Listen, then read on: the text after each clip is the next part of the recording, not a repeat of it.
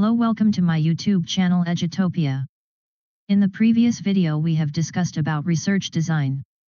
Now, we are going to discuss about research philosophy. It is component of research design, but due to its broad nature we have prepared a separate video for it. Research philosophy refers to the set of beliefs and assumptions about the nature of knowledge, reality, and the methods used to acquire knowledge. It underpins how researchers approach their studies, interpret data, and draw conclusions. Research philosophy is like the foundation of how you approach studying a topic. It's about understanding what you believe is true and how you think you can find out more about it. Think of it this way: when you start a research project, you're trying to create new knowledge or insights about something.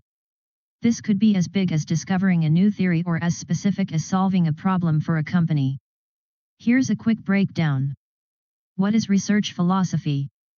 It's the set of ideas and beliefs about how knowledge is created and what kind of knowledge you're aiming to produce.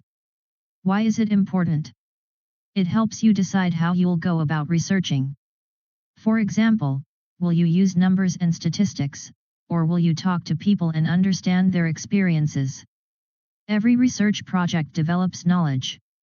Even if your research is just about answering a small question or solving a particular issue, you're still contributing new knowledge to that area. There are two major ways of thinking about research philosophy: ontology and epistemology. Each contains important differences which will influence the way in which you think about the research process. Ontology.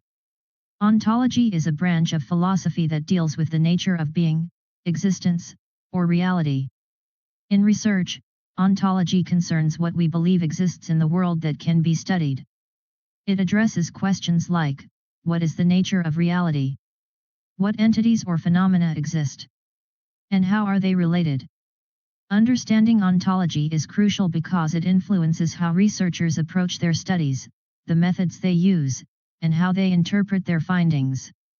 Ontology is often used by philosophers as a synonym of metaphysics, a label meaning literally, what comes after the physics, a term used by early students of Aristotle to refer to what Aristotle himself called first philosophy.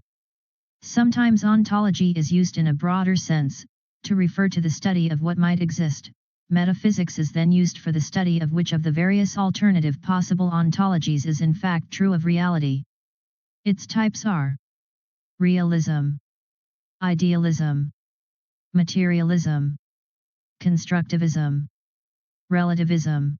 1 is realism. Realism asserts that there is a reality independent of our perceptions, beliefs, or theories. The world exists and is structured in a particular way, regardless of how we understand it. Types. Naive realism, the belief that the world is exactly as we perceive it. For example, if a tree falls in a forest, it makes a sound, regardless of whether anyone is there to hear it. The tree, the sound, and the forest exist independently of our observations. Critical realism, while reality exists independently of our perceptions, our understanding of it is always mediated by social, cultural, and personal factors.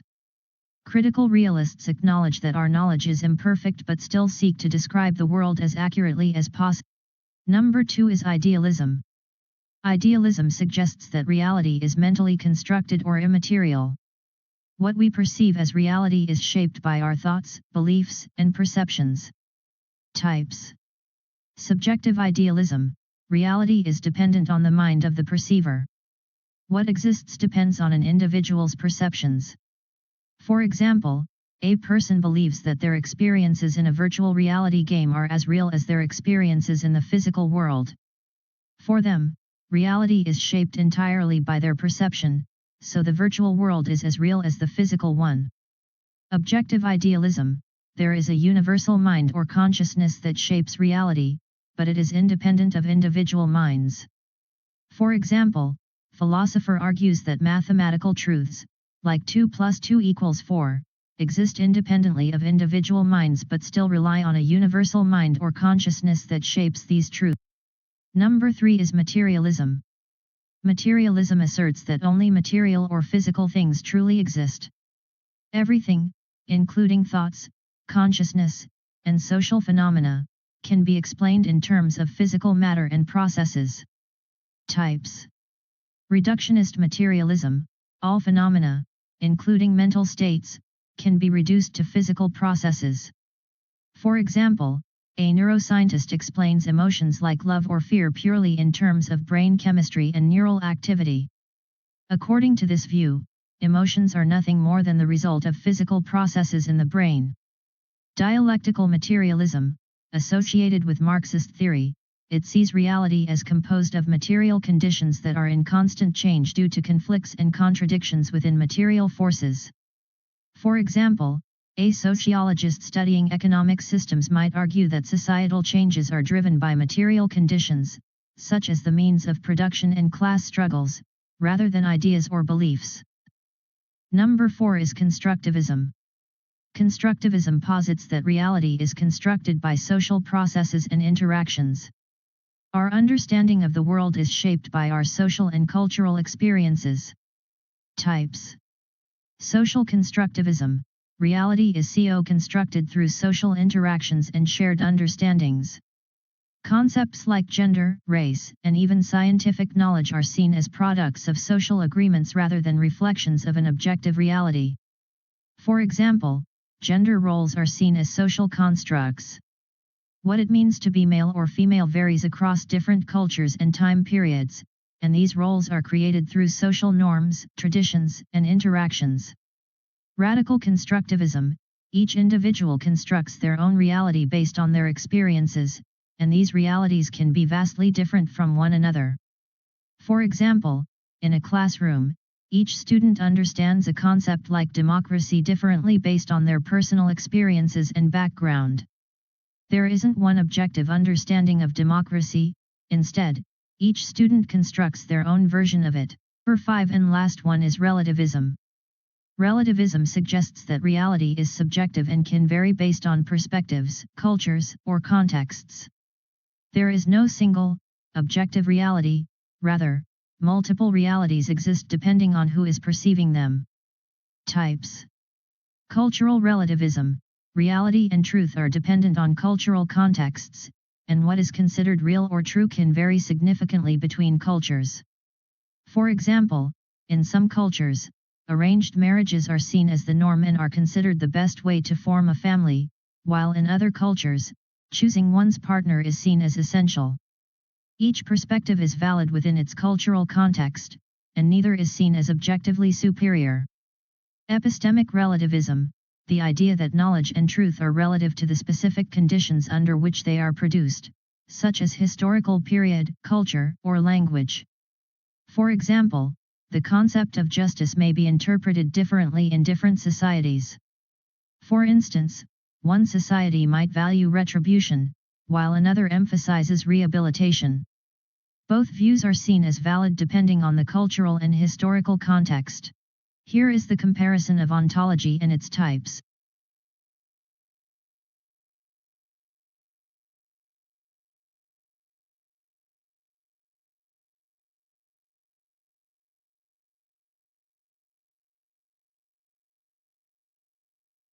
Epistemology is the study of what counts as acceptable knowledge within a specific field.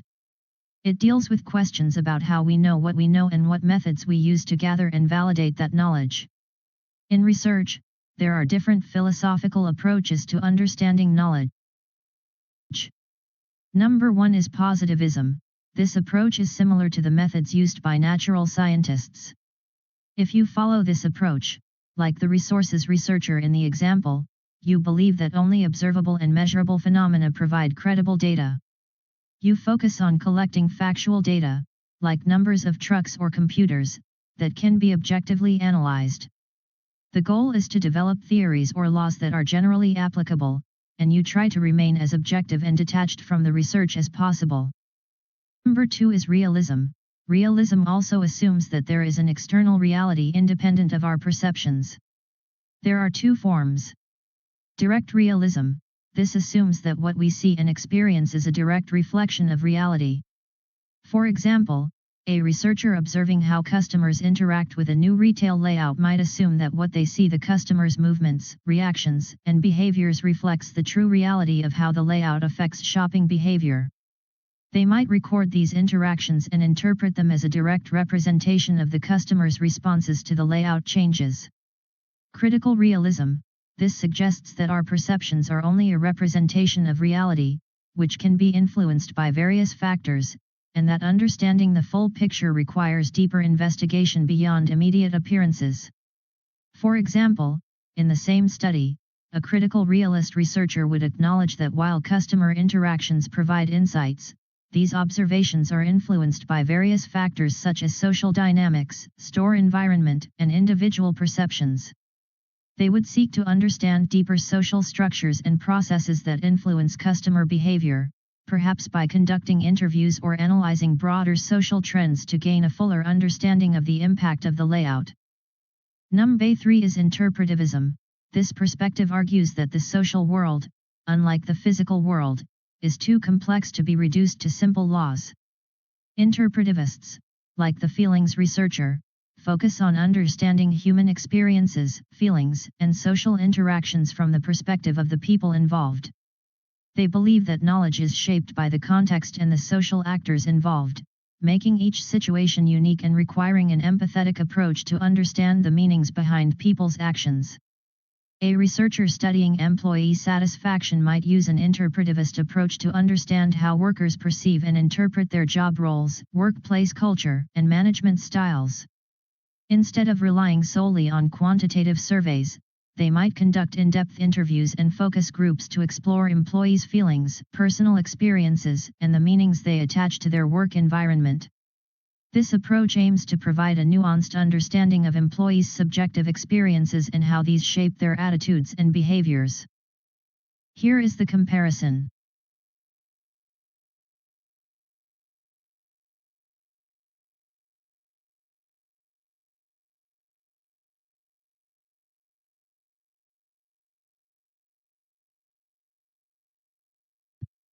After discussing ontology and epistemology of the research philosophy, now we are going to discuss the last one, that is pragmatism. Pragmatism encourages you to focus on what works best for your study, rather than getting caught up in debates about which philosophy is right. It's about being flexible and choosing the methods that will give you the most useful results.